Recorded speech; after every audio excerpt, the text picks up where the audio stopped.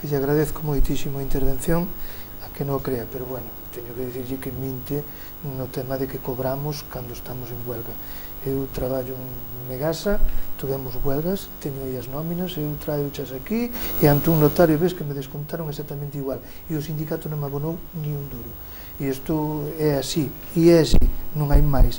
En canto á opinión que decía da Alemania, é unha opinión totalmente respetable, pero eu creo que é falaz.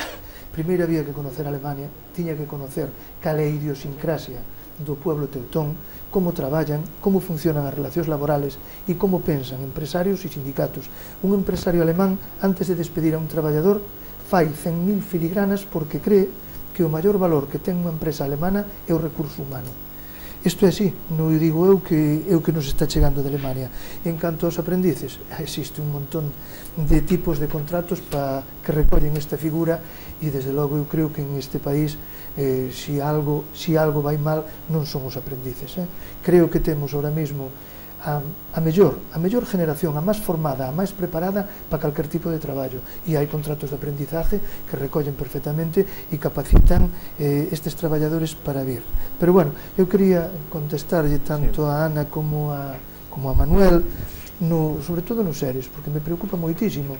Negociei ERES en moitas empresas e os ERES tiñan un aporte de equilibrio, que era o aporte que lle daba que logo de que empresarios e sindicatos chegaran a acuerdos, normalmente, no 90 e pico % dos casos, Ana me dirá si mento ou si cometo algún erro estadístico, eran aprobados pola autoridade laboral.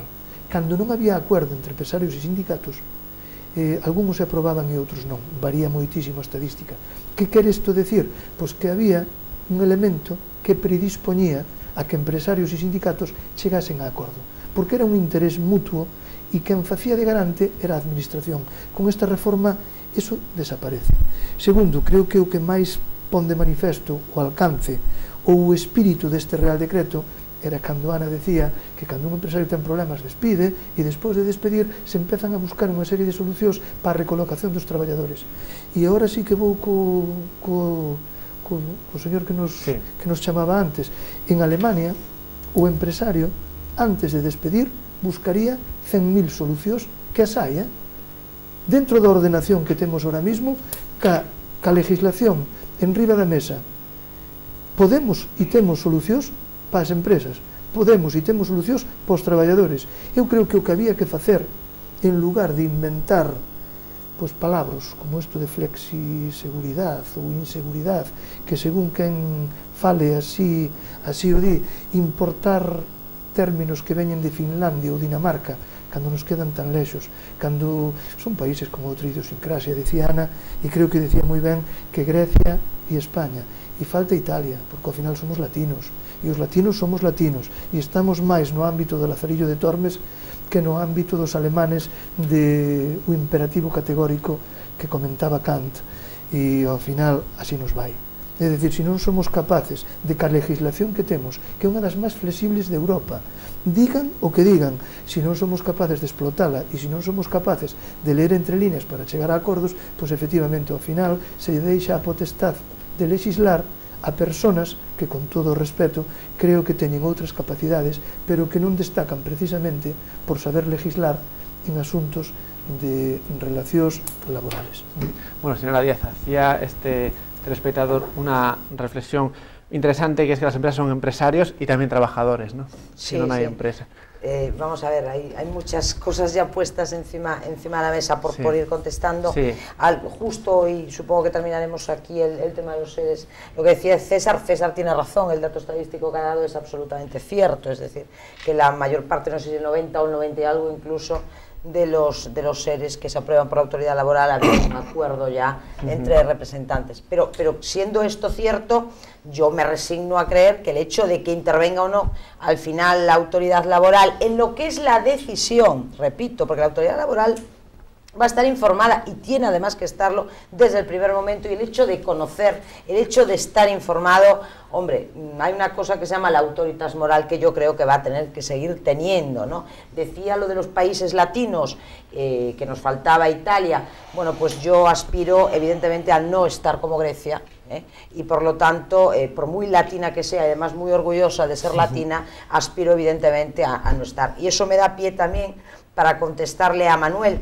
Manuel decía que a lo mejor, bueno, pues el Partido Socialista que nos gobernó por estos últimos años, pues que no había tenido la culpa de todo, vamos, tampoco no fue el que mató a Manolete, posiblemente no fue el que mató a Manolete, pero también es justo decir que el Partido Socialista Obrero Español durante 8 años, y a su cabeza José Luis Rodríguez Zapatero, y a su cabeza Pérez Rubalcaba, que parece que también es cierto que descendió de Marte y acaba de llegar cuando él estuvo, no en este gobierno, en el de Felipe González, que también aprovecho para decir que para la ciudad de Ferrol menos positivo fue cualquier cosa.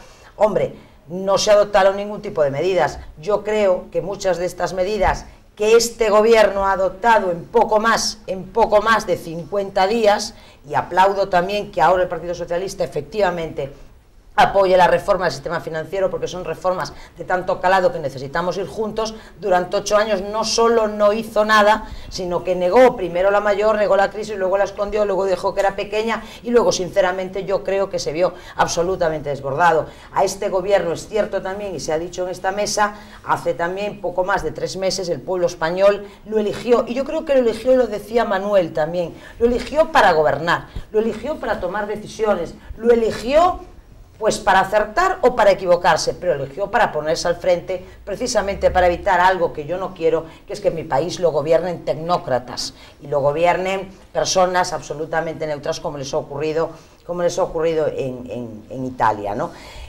Por lo tanto, dichas sean estas 2 precisiones. Yo creo que, claro, que cuando se habla de la reforma laboral, el señor que nos llamó decía, todavía no la he leído, sí. y repito que es densa para leerla y que es complicada, pero sí a mí desde aquí me gustaría hacer un llamamiento justo para eso, justo para que cada uno individualmente la leyese y extrajese sus conclusiones, porque hoy nos están oyendo en esta mesa, evidentemente para César, fíjate qué posturas tan divergentes, el despido es el epicentro, para mí el despido es el final, decía César, como Ana muy bien dijo antes, cuando un empresario despide, luego tiene la obligación de recolocar. Hombre, dije eso, pero no en ese sentido, César, y tú lo sabes. Yo dije, para mí es también muy positivo que se fuerza la responsabilidad de la empresa. Si no has tenido más remedio, y repito, más remedio, porque yo creo que la inmensa mayoría de los empresarios, cuando adoptan la decisión de despedir, que supone un coste económico y un coste moral, y qué caray, permíteme la expresión también, porque cerrar un negocio, cerrar una empresa, para la inmensa mayoría de los empresarios, yo estoy segura que es una decisión durísima y que va más allá de lo puramente económico. Oye, hace el esfuerzo también, colabora con una agencia de colocación para buscar la recolocación de esos trabajadores. Por una llamada que tenemos ahora continúa. Buenas noches.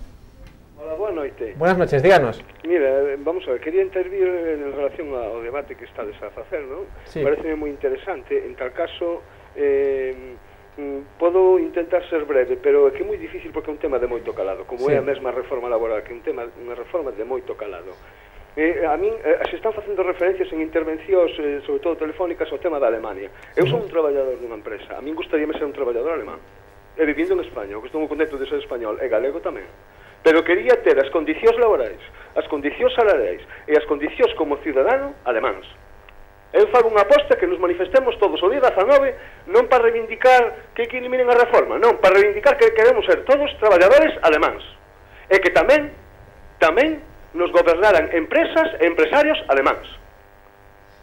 O tema da autoridade laboral, decía a señorita Ana, sí. A autoridade laboral é determinante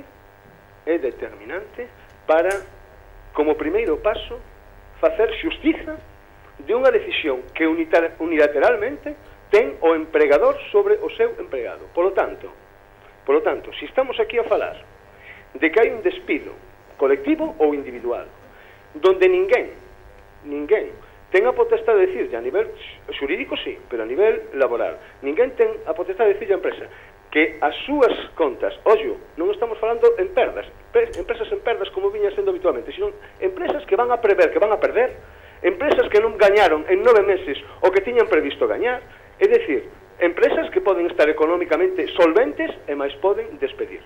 Se non hai unha autoridade laboral que diga si evidentemente está en dereito ese despido, realmente, que nos quedan os traballadores? Os despidos que se celebran vía judicial, a maioría son improcedentes. Despido improcedente, con esta nova lei, 33 días por ano. Creo que son 24 mensualidades, como moito. É dicir, esta reforma, e non me quero estender máis, esta reforma laboral é de tan calado que aquí o que se está escondendo é, como ben decía algunha persoa que teño leído algo deso, que as reformas normativas moitas veces non é o que dicen, senón o que non se prevé que vai a ocurrir. E aquí o que está ocurrindo é que se está abaratando o despido, prácticamente despido á carta. E se está abaratando o despido, e aparte, outra cuestión, que non é aquí a paraxe, son insaciables, van a continuar, están a falar xa do tema da lei de folga. Por qué? Porque saben que vai haber unha concentración social, queren reformar a lei de folga, nos queren tamén cortar os pés.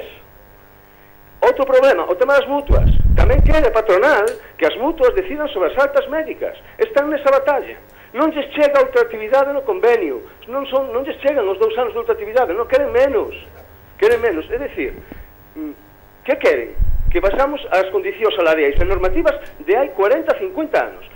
Porque isto, en definitiva, quitándolle a responsabilidade e digamos a iniciativa aos sindicatos na negociación colectiva, porque tamén van por eso. Tiene que ir finalizando, disculpe. Sí, remato. Sí. Van por la negociación